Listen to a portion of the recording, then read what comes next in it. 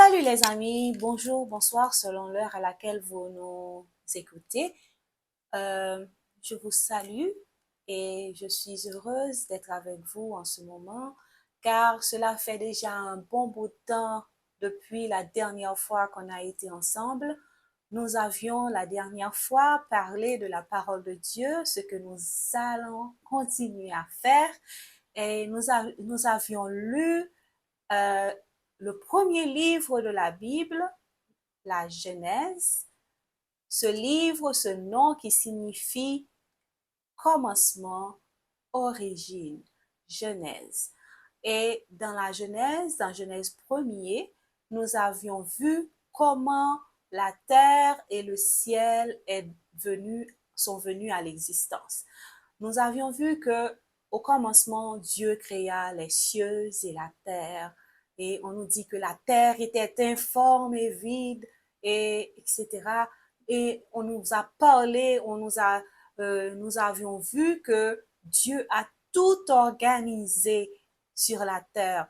Il a créé la lumière, la lune, les étoiles, le soleil, les arbres, les plantes, les animaux, les oiseaux du ciel, les poissons de la mer et euh, tout ce qui existe sur cette terre.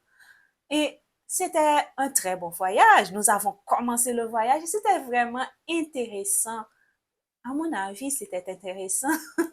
Et j'espère que c'est le cas pour vous parce que nous apprenons tellement de choses. Nous apprenons tellement de choses. Et la Bible est une source inépuisable, une source inépuisable. Et si nous avons notre cœur à la bonne place, si nous ouvrons notre cœur, nous allons comprendre comment réellement euh, tout est venu par la volonté de Dieu à l'existence. Nous allons continuer, chers amis. Nous allons continuer. C'est un très bon voyage, un très beau voyage. C'est pas trop long parce que je pense que rien n'est plus important que de savoir d'où nous venons. Si nous savons d'où nous venons, nous pouvons savoir, nous savons quel chemin prendre et où nous allons. Faisons une rétrospection, faisons euh, un détour pour revoir nos origines, pour savoir qui nous sommes, pour savoir si nous sommes, bon, je sais pas, juste des laissés pour compte. Nous allons voir. Donc, pour continuer, nous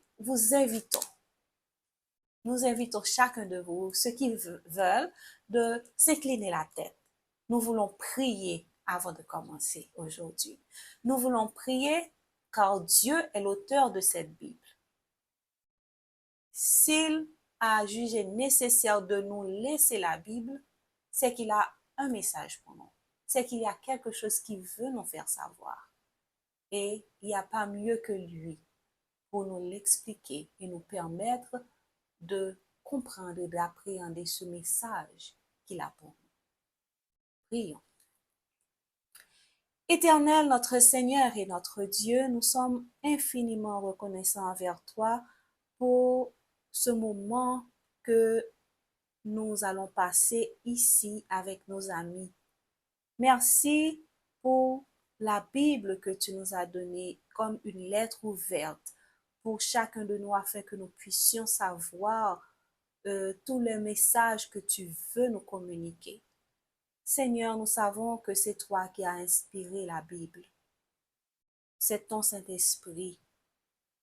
Nous te supplions aussi de nous donner cet esprit afin qu'il nous permette de comprendre chaque trait de lettre et chaque phrase que nous lirons cet après-midi afin que nous puissions appréhender le message que tu as pour nous. Sois avec nous, sois avec chaque auditeur, chaque spectateur, Seigneur, et que ce moment soit un moment de découverte et de rafraîchissement. Au nom de Jésus, nous prions. Amen. Nous allons lire simplement, comme nous l'avons fait la dernière fois, dans le chapitre 1. Lisons.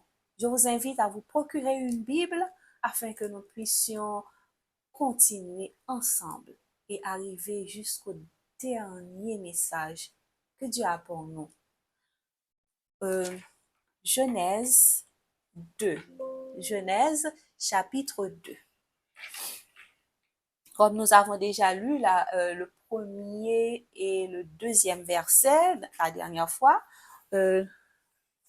il est dit, ainsi furent achevés les cieux et la terre et toute leur armée. Dieu acheva au 7e jour son œuvre qu'il avait faite. Et il se reposa au 7e jour de toute son œuvre qu'il avait faite.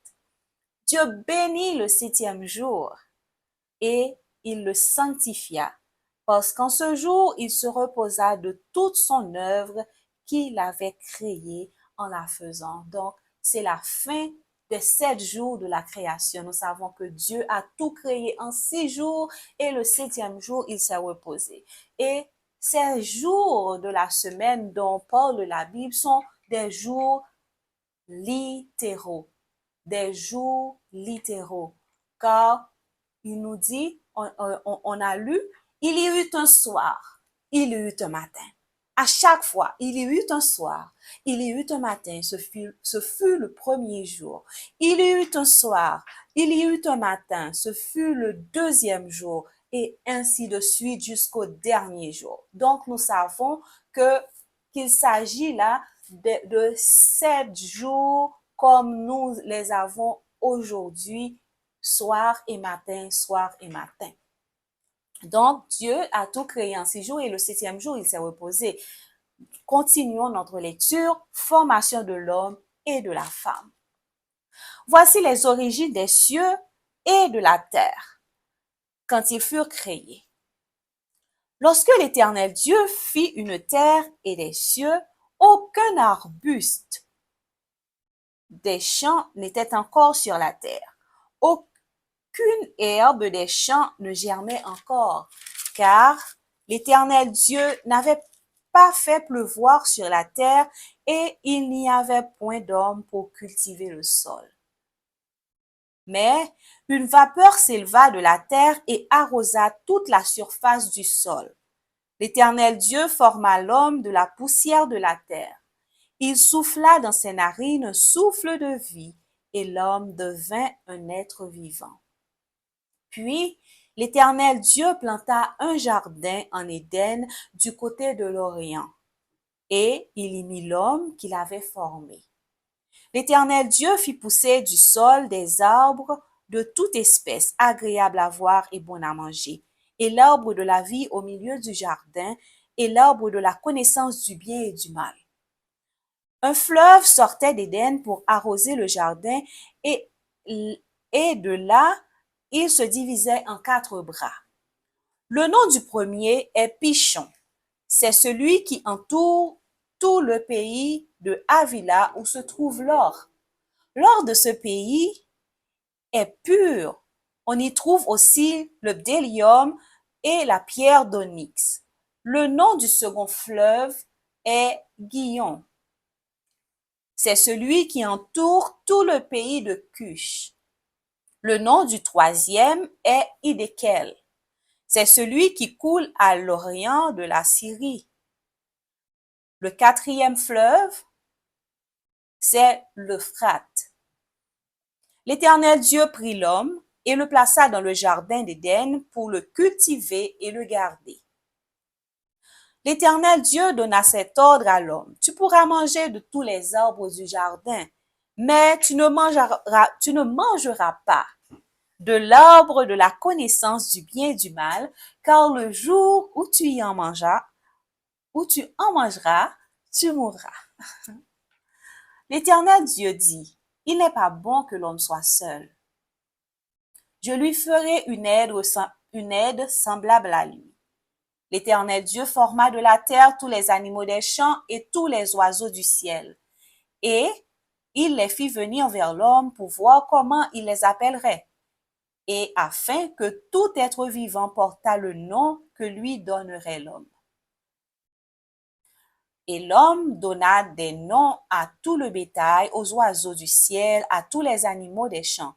Mais pour l'homme, il ne trouva point d'aide semblable à lui.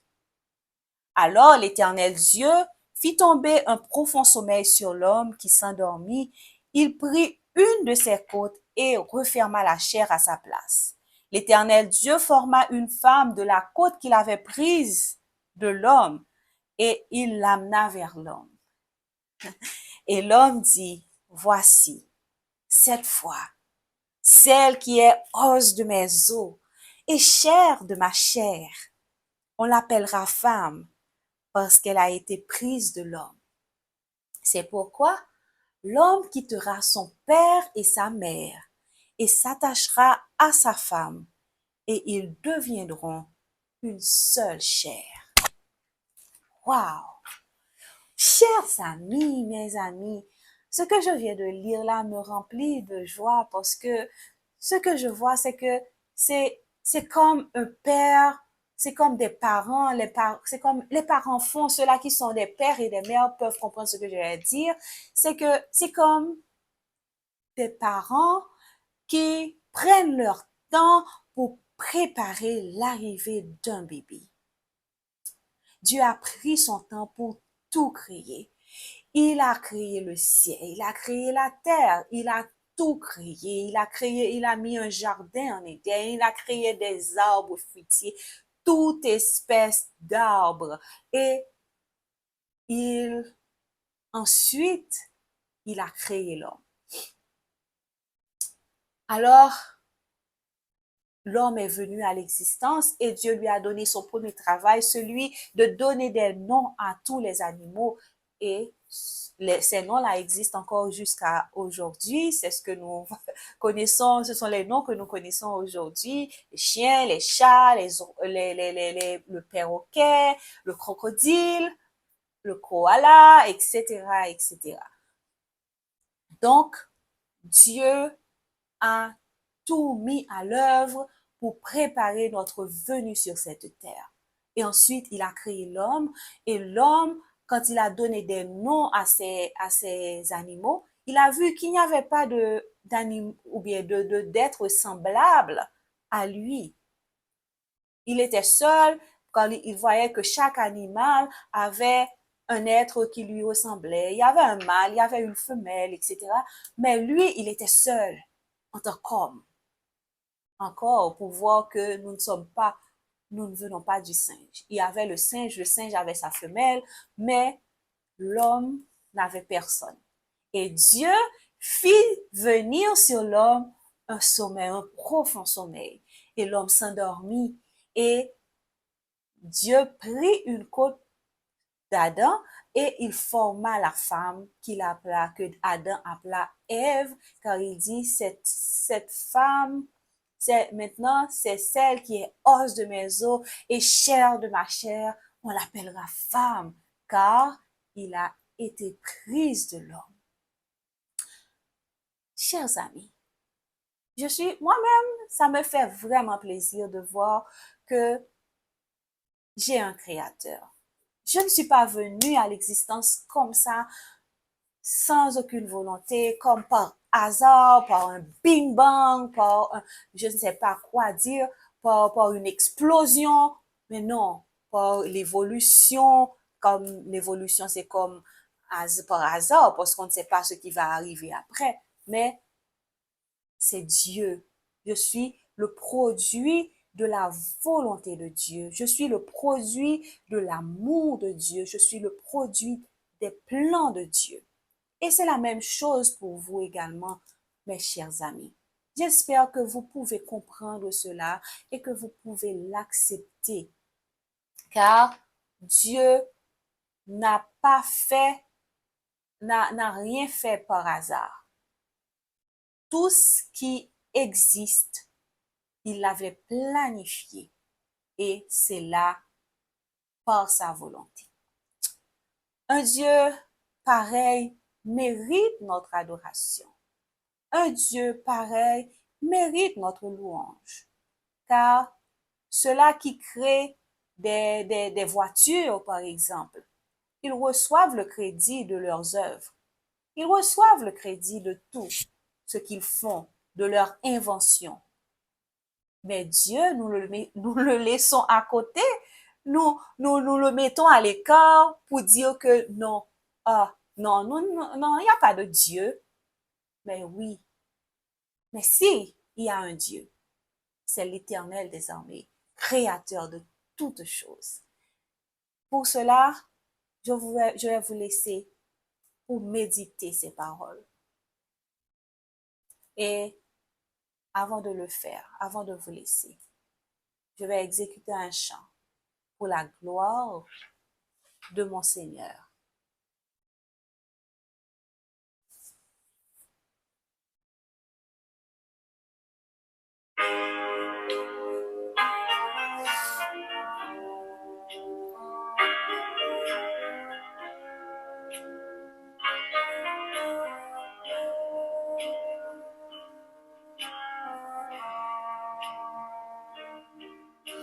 Dieu est seulement Dieu, créa les choses que nous appelons d'autres. Du plus grand au plus petit, la gloire ne revient qu'à Dieu et seulement Dieu. Dieu et seulement Dieu nous révèle les choses inconnues et aucune autre puissance ne peut changer ses plans. C'est Dieu et seulement Dieu. Dieu est seulement Dieu est vraiment digne de recevoir la gloire.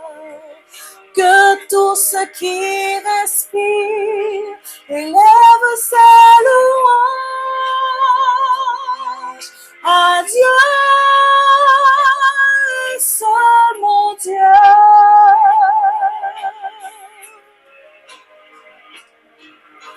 Dieu et seulement Dieu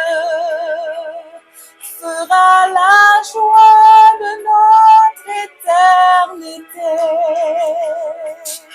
Il sera notre roi, nos vies seront remplies de Dieu et seulement Dieu.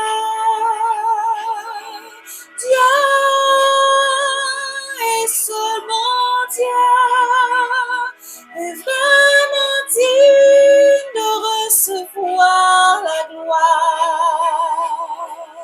Que tout ce qui respire élève ses louanges à Dieu et seulement Dieu. Dieu est seulement Dieu. Dieu seul mérite la gloire, la louange et l'honneur et la sagesse dans les cieux et sur la terre, car lui seul est créateur. Que tout ce qui respire élève ses louanges à Dieu et seulement Dieu. À Dieu seul, mon Dieu, élève ses louanges.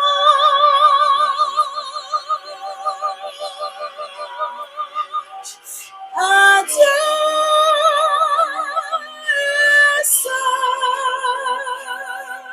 mon Dieu.